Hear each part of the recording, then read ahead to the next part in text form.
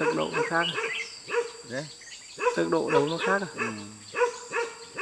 Nó xuống lên nó xuống càng mới nó càng sục cả.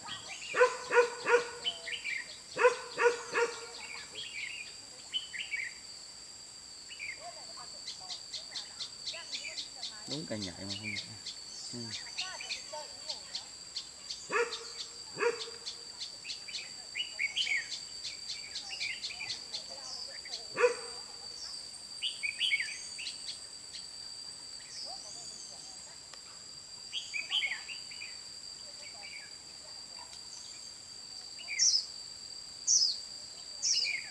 Anh keo rồi chết này mẹ không biết là làm rồi đúng không? Thế là chuyện này. Anh keo cành xéo này chết nấm rồi. Làm ăn thế. Đúng cạnh này. Em lại về vị trí cũ. Nó quen rồi hiểu chưa? Quen cành này không? Sẽ chết ở cành này nữa. Chưa chắc. Chết.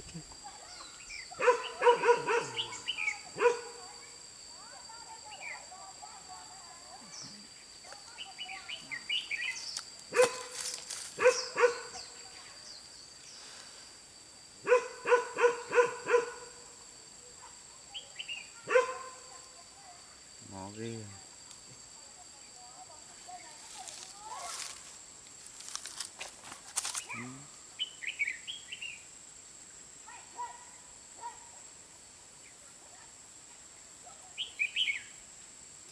Con mái bụng trắng đẹp quá nhỉ.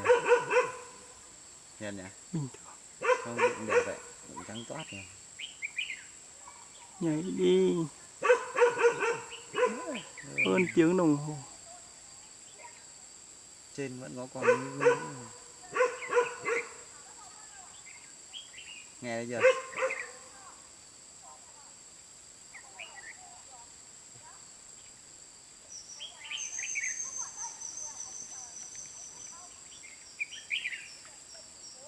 Con ở thung trên nó hót này.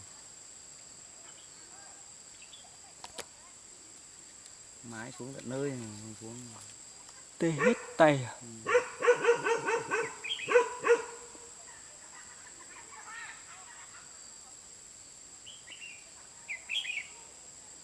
Đấy.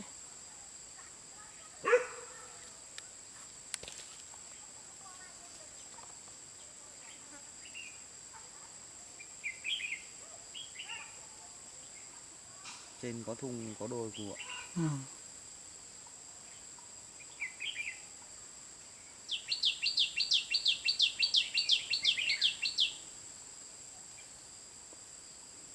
Ôi giời ơi. Không sập à? Mẹ treo sâu quá rồi. Kệ nào.